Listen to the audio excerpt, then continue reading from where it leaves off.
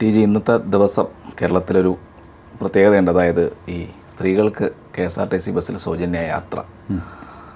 അപ്പോൾ ഓർഡിനറി ബസ്സുകളിലാണ് ഇപ്പോൾ യാത്ര അനുവദിച്ചിരിക്കുന്നത്. അപ്പോൾ നേരത്തെ KSRTC യാത്ര തകർന്ന് കിടക്കുന്ന ഒരു സാഹചര്യമായിരുന്നു. ഇപ്പോഴും വലിയ ഇതിലേക്കൊന്നും മാറിയിട്ടില്ല. അപ്പോൾ ഇതൊക്കെ എങ്ങനെയാണ് ഈ KSRTCയെ ബാധിക്കുകയും അല്ലെന്നുണ്ടെങ്കിൽ എന്താണ് ഇതിനകത്ത് കാണുന്നത്, ഈ ഒരു സൗജന്യം കേരളത്തിലും കൊടുത്തു തുടങ്ങുന്ന ഒരു സാഹചര്യം വരുന്നതിൽ? അല്ല, യാത്രാ സൗജന്യം കൊടുക്കുന്നതിൽ തെറ്റൊന്നുമില്ല. നമ്മളൊരു വെൽഫെയർ സ്റ്റേറ്റ് എന്നുള്ള സങ്കല്പത്തിൽ എല്ലാവർക്കും യാത്രാ സൗജന്യം കൊടുക്കുന്നതിൽ തെറ്റൊന്നുമില്ല. അപ്പോൾ ഈ വി.ഡി. സതീശൻ സർക്കാർ വാഗ്ദാനം ചെയ്തിരുന്നത് KSRTCയിൽ സ്ത്രീകൾക്ക് സൗജന്യ യാത്ര. അദ്ദേഹത്തിൻ്റെ ഒരു വീഡിയോയും പുറത്തു വന്നിരുന്നു.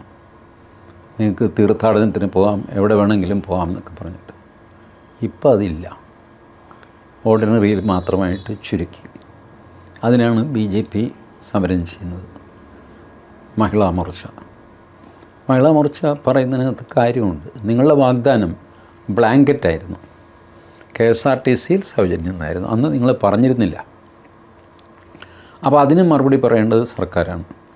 സർക്കാർ പറയട്ടെ, ഞങ്ങളിപ്പോൾ ഇത് ആദ്യത്തെ ഒരു 3 മാസം ഇത് ചെയ്യും, അത് കഴിഞ്ഞിട്ട് ഞങ്ങളെ എല്ലാ ബസ്സിലാക്കും എന്ന് പറഞ്ഞാൽ പ്രശ്നം തീരും. പിന്നെ KSRTCയുടെ നഷ്ടം, ഇത് കോംപ്രഹെൻസീവായിട്ട് കേരളത്തിൻ്റെ എക്കോണമി ഉടച്ചു വാർക്കേണ്ട ആവശ്യമുണ്ട്. അത് ചെയ്യുന്നില്ല.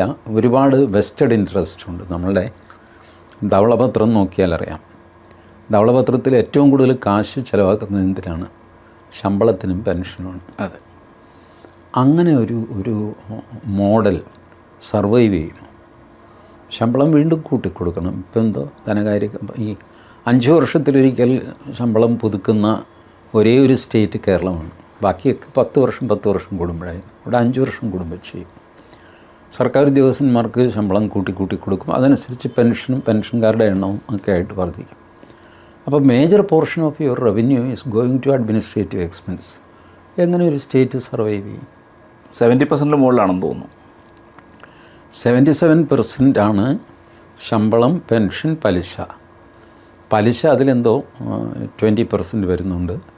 അപ്പോൾ 57-60% പെൻഷനും ശമ്പളവുമായിട്ട് പോകുന്നു. പെൻഷൻകാരുടെ എണ്ണം വർദ്ധിച്ച് വരുന്നു. ഈ 56 വയസ്സ് റിട്ടയർമെൻറ്റ് ഏജ് വെച്ചപ്പോൾ ഏകദേശം 60 വയസ്സിൽ മനുഷ്യൻ മരിക്കും എന്നുള്ള കൺസെപ്റ്റായിരുന്നു. അങ്ങനെയാണ് ഷഷ്ടിപൂർത്തി ഒരു ആഘോഷമായത്. എങ്ങനെയാണ്? 60 വയസ്സ് തികച്ചു. അത്യപൂർവമായിട്ടാണ് 60 വയസ്സ് തികയ്ക്കാറുള്ളത്. ബാക്കിയൊക്കെ 60-ന് താഴെ തട്ടിപ്പോവും. അപ്പോൾ ഷഷ്ടിപൂർത്തി. ഇപ്പോൾ ഷഷ്ടിപൂർത്തിക്ക് വിലയില്ല. ഉണ്ടോ? കുറച്ച് കഴിഞ്ഞപ്പോൾ അത് സപ്തതിയായി, ഇപ്പം നവതിയായി. ശതാഭിഷേകമൊക്കെ കഴിഞ്ഞിട്ട് ഇപ്പം ഈ കക്ഷി 56-ാം വയസ്സിൽ റിട്ടയർ ചെയ്ത് കഴിഞ്ഞിട്ട് 92 വയസ്സായിട്ട് മരിക്കുന്ന, പുതിയ മരുന്നൊക്കെ കുത്തിപ്പുള്ളി ഇങ്ങനെ ICUവിൽ കിടക്കുക. അതിനും സർക്കാർ പെൻഷൻ കൊടുക്കും. അപ്പം അങ്ങനെ പെൻഷൻ കൊടുത്ത് മുടിയുന്ന ഒരു സർക്കാരിൻ്റെ അവസ്ഥ ആലോചിച്ച് നോക്കും.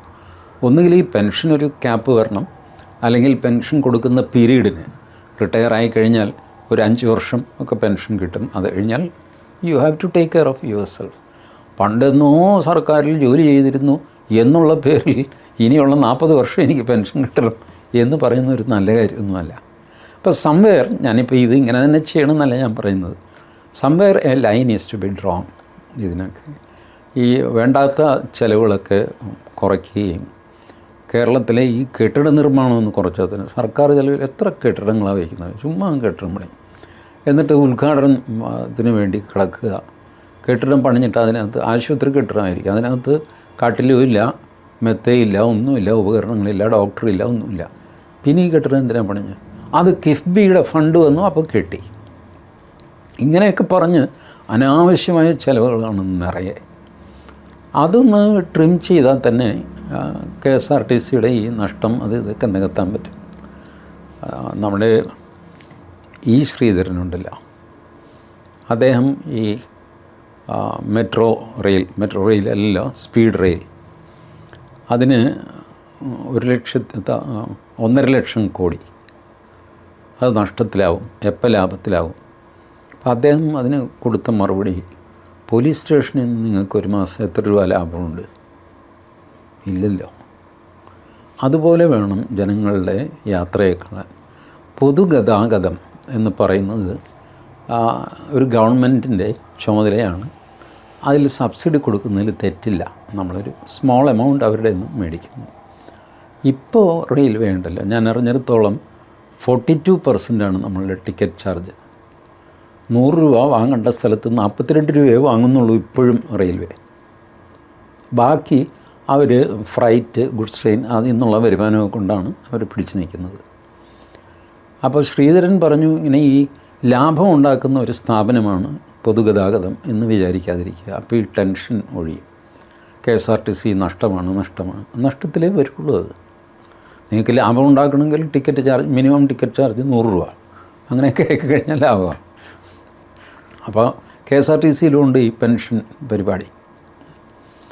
ആദ്യം KSRTC ഡിപ്പാർട്ട്മെൻറ്റായിരുന്നു കേട്ടോ, സർക്കാർ ഡിപ്പാർട്ട്മെൻറ്റായിരുന്നു KSRTC. ബജറ്റിൽ നിന്നാണ് ശമ്പളം കൊടുത്തുകൊണ്ടിരുന്നത്. CP രാമസ്വാമിയാണ് ഇത് തുടങ്ങുന്നത്. അന്ന് ട്രാവൻകൂർ ട്രാൻസ്പോർട്ട് ഡിപ്പാർട്ട്മെൻറ്റാണ്. അത് കഴിഞ്ഞ് രണ്ടാം EMS സർക്കാരിൻ്റെ കാലത്താണ് ഇത് കോർപ്പറേഷനാക്കുന്നത്. KSRTC കോർപ്പറേഷനാക്കുമ്പോൾ ഇന്ത്യൻ റെയിൽവേ ഒരു വിഹിതം KSRTCക്ക് കൊടുക്കാമെന്ന് സമ്മതിച്ചിരുന്നു. കുറച്ച് നാൾ കൊടുക്കുകയും ചെയ്തിരുന്നു. പിന്നെ അതങ്ങ് നിന്നു, അതങ്ങ് പോയി. ഇപ്പോൾ ആരും അത് ചോദിക്കാറില്ല. അതെന്തിനായിരുന്നു അങ്ങനെ കൊടുക്കുന്നത്? അതിന് ജനങ്ങളുടെ ട്രാൻസ്പോർട്ടേഷൻ റെയിൽവേയുടെയും റെയിൽ മിനിസ്ട്രിയുടെയും കൂടെ ചുമതലയാണല്ലോ. കേരളത്തിൽ റെയിൽവേ ലൈനുകൾ തീരെ കുറവ്. ഇപ്പോഴും നോക്കുക, ആകെ ഒരു ലൈനല്ലേ ഉള്ളൂ നമ്മുടെ. തീരദേശ റെയിൽവേ എന്ന് വന്നതാണ്, എത്ര വർഷം കഴിഞ്ഞ്. അന്ന് ഈ 67, 68, 69 കാലഘട്ടത്തിൽ തീരദേശ റെയിൽവേ ഒന്നുമില്ല.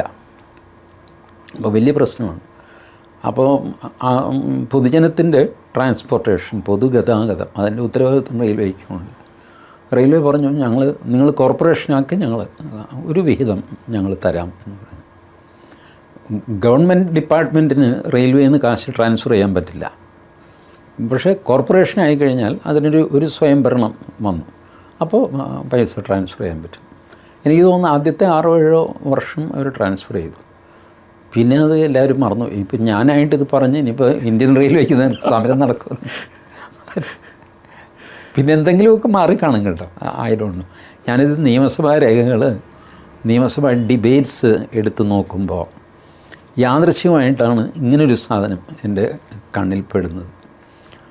ഞാൻ ഈ ഇമ്പിച്ചി ബാവ എന്ന വ്യക്തിയെ പറ്റിയുള്ള ഒരുപാട് കാര്യങ്ങൾ, അതാണ് ഞാൻ തപ്പിക്കൊണ്ടിരുന്നത്. അപ്പോഴാണ് ഈ സാധനം, ഇമ്പിച്ചി ബാവയാണ് ഇത് കോർപ്പറേഷനാക്കുന്നതാണ് എൻ്റെ ഓർമ്മ. I could not complete that research. അപ്പോൾ അതിലാണ് ഞാനിത് കണ്ടത്. അതിനുശേഷം വല്ല ടേംസ് മാറ്റുകയോ ആയിരുന്നു, ബട്ട് ഇറ്റ് വാസ് ദെയർ. അപ്പോൾ അങ്ങനെയാണ് പൊതുഗതാഗതം ഫ്രീ ആക്കുന്നതിൽ വലിയ തെറ്റ് നമുക്ക് പറയാൻ പറ്റില്ല. ഒരു ഗവൺമെൻറ് ഇപ്പോൾ സർപ്ലസിലേക്ക് വന്നു, എന്നിട്ട് നരേന്ദ്രമോദി പറയുകയാണ് ഇന്ത്യയിലെങ്ങും ട്രെയിൻ ഗതാഗതം സൗജന്യമായിരിക്കും ഇന്ത്യക്കാർക്ക്, നിങ്ങളുടെ ആധാർ കാർഡ് കാണിക്കുക, that is free. Non AC എന്നോ അതിനും ഈ പറഞ്ഞ റെസ്ട്രിക്ഷൻസ് വെച്ചിട്ട്, അല്ലെങ്കിൽ എല്ലാവരും കൂടെ ചുമ്മാ ട്രെയിനിൽ കയറിയിട്ട് പ്രശ്നം ഉണ്ടാക്കും. അപ്പോൾ അങ്ങനെ ചെയ്യുന്നതുകൊണ്ട് തെറ്റൊന്നുമില്ല. ബട്ട് ഇവിടെ വി.ഡി. സതീശൻ ചെയ്യേണ്ടത്, ഈ പറഞ്ഞ വാഗ്ദാനം സത്യമായിരുന്നു. മഹിളാ മോർച്ച പറയുന്നതിൽ കാര്യമുണ്ട്. എല്ലാ ബസ്സുകൾക്കും കൊടുക്കാനാണ് സർക്കാരിൻ്റെ തീരുമാനം. അതിൻ്റെ തുടക്കം എന്നുള്ള നിലയ്ക്ക് ഓർഡിനറി ബസ്സിലാക്കിയെന്നേ ഉള്ളൂ. നാളെ ഇത് വ്യാപിപ്പിക്കും. ഒരു 90 ദിവസത്തിനകം ഞങ്ങൾ അടുത്ത സ്റ്റേജിലേക്ക് കടക്കും, പിന്നെ അതിൻ്റെ അടുത്ത സ്റ്റേജിലേക്ക് കടക്കും എന്ന് കൃത്യമായൊരു പ്ലാനിങ് പറഞ്ഞാൽ, ആ പ്ലാനിങ് തന്നെ ഒരു വാഗ്ദാന ലംഘനമാണ്. കാരണം ഈ വ്യത്യാസമൊന്നും വാഗ്ദാനം കൊടുക്കുമ്പോൾ പറഞ്ഞിരുന്നില്ല. ബട്ട് സ്റ്റിൽ ഓക്കെ, ഇതിലേക്ക് ഇറങ്ങിക്കഴിഞ്ഞപ്പോഴാണ് ഇതിൻ്റെ പ്രശ്നങ്ങൾ കൂടുതൽ മനസ്സിലായത്. അതുകൊണ്ട് ഞങ്ങളിപ്പോൾ അതൊക്കെ ചെയ്യാം എന്ന് പറഞ്ഞാൽ ഈ പ്രശ്നം അവസാനിക്കും. അതുകൊണ്ട് മഹിളാ മോർച്ച റേസ് ചെയ്ത ഇഷ്യൂ കറക്റ്റാണ്.